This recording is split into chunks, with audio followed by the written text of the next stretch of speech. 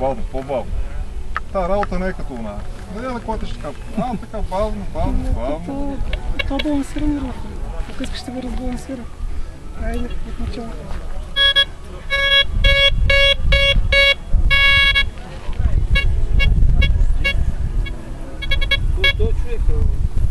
Кое не може да направиш отпред електроник? Сега така не ли ти е неудобно да ги бъдеш?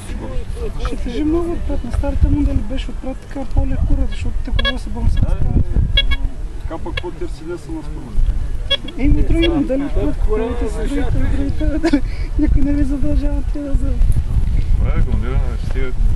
Давай става.